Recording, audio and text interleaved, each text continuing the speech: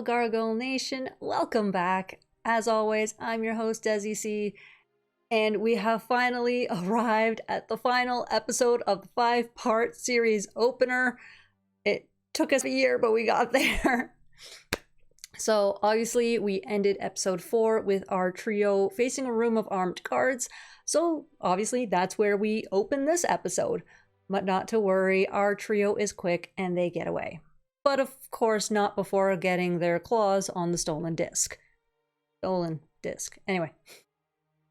Elsewhere underground, Hudson and Bronx have a wee bit of trouble obtaining their disc. I do enjoy how, what is it, like 2 days in this new world? Okay, how has it only been 2 days if I'm doing my math right? It's only been 2 days since the first episode? Anyway.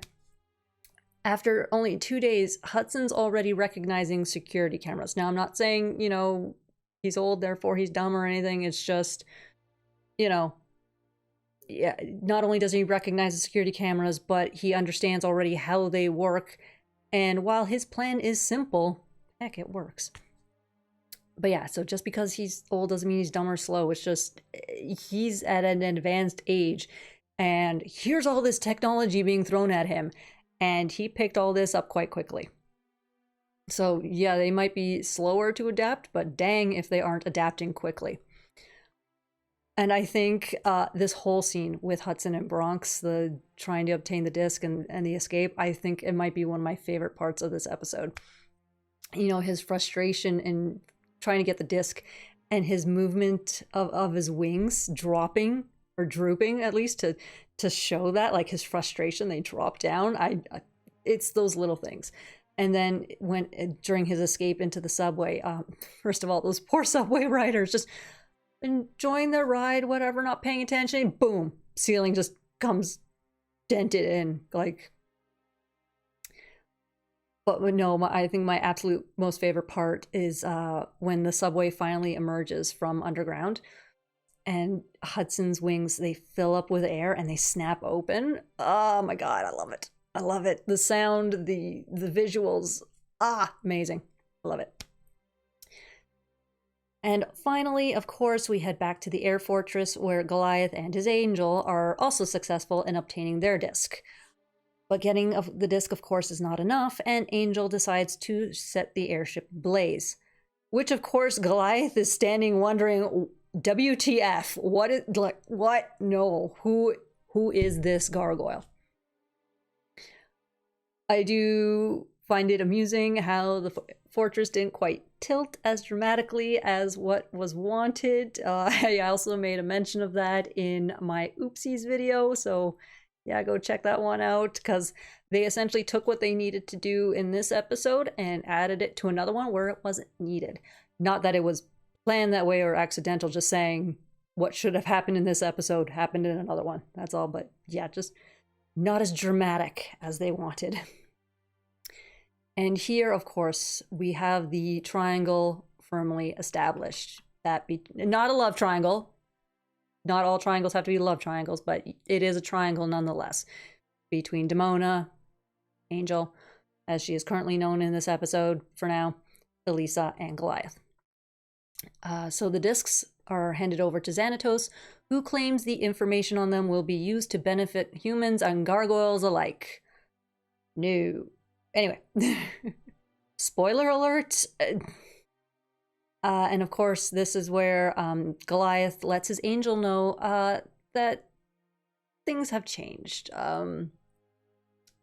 So it's subtle, but he lets, like, if she hadn't acted the way she did on the airship, guaranteed either Elisa would have been out of his mind, or put out of his mind, not out of his, wouldn't have been on his mind, or he would have been spending more time at the castle because he has his angel back. But due to that, he's like, no, I got my friend to meet. And what's amusing is, with this back and forth between Goliath and his angel, and he's, obviously she's against it, and her saying humans can't be trusted. And Goliath, of course, asks, well, doesn't Xanatos prove that there are good humans, that we can trust people? And she can't answer him because she knows that Xanatos cannot be trusted. She's using Xanatos. Xanatos is using her. She knows why the discs are needed. So it's Goliath asking questions and her sidestepping every single chance that she can. And yeah, it's just fun. So Goliath leaves to meet Elisa and finds out that Xanatos was behind the attack in the park and that the theft of the discs was staged. So his whole right there, just doesn't Xanatos prove there are good humans? Nope.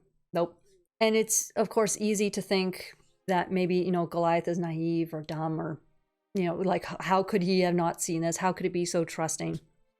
Again, like, you have to remember, Goliath was very apprehensive of Xanatos from the get-go. He even said, look, you broke the stone sleep spell. We're thankful for that. But, we ain't trusting humans ever again. The castle was put under attack, so of course the clan helped with that.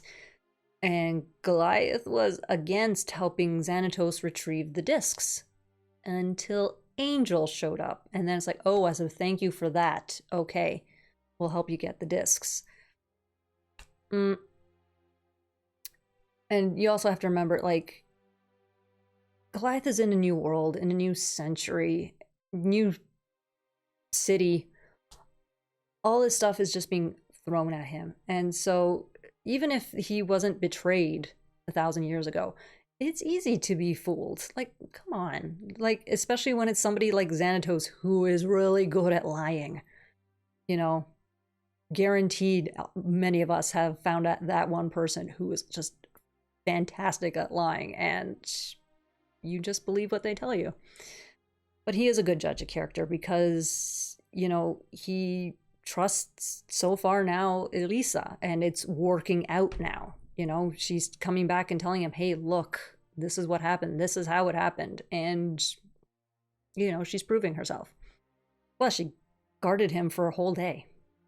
So yes, back at the castle, we are now shown that Angel and Xanatos are working together.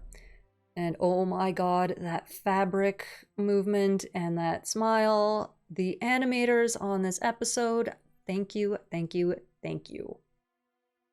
Damn. The Steel Clan is revealed, and as is Xanatos' want of having gargoyles in some form protecting his castle. It became obvious to him that, hey, yeah, I can't control these living gargoyles. So yeah, I have these metal and steel ones, and they just take commands, they do as I say, they can be turned off, repaired, blah blah blah blah. Much more reliable than these blood and stone gargoyles. And I love this. Duck and cover, debris, and superimposed in the exact same spot. I love it. And here is where we officially have Angel filing for divorce. I don't know how else she can be more clear, really.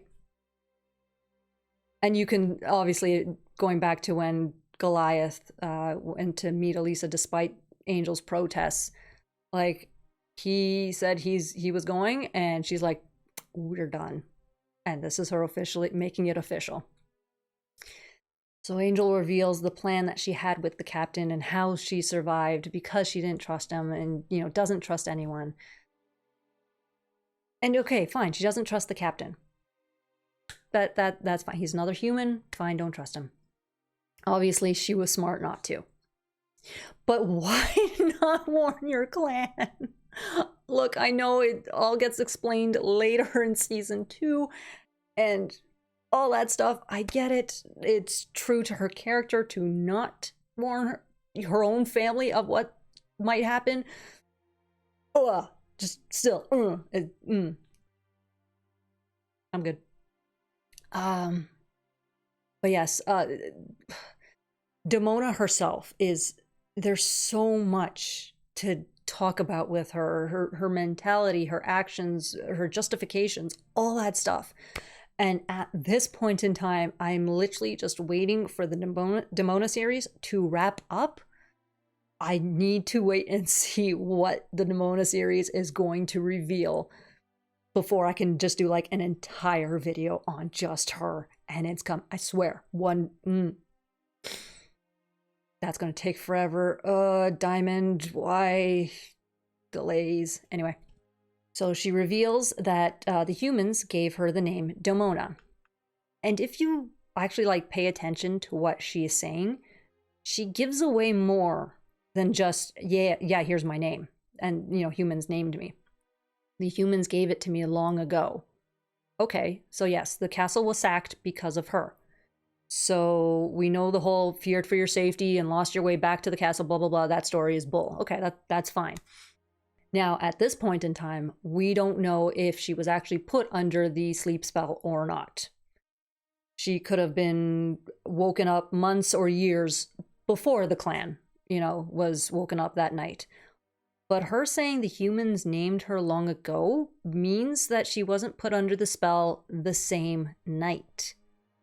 So for newbies, and I know there aren't many of you, but it's like, you know, it starts raising questions, no?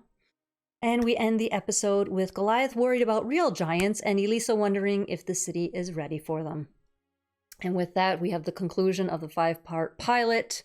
Finally, best opening for a series I could ever ask for, whether as a child or as an adult. Beautiful, just beautiful. And yes, so as always, like, subscribe, share, hit the bell, do all that fun stuff. Comment, check out the Patreon, check out the social media. Y'all know the spiel by now. And as always, be kind to yourselves, be kind to one another, and be the good that you want to see in the world. And I will see you all in the next one. Bye.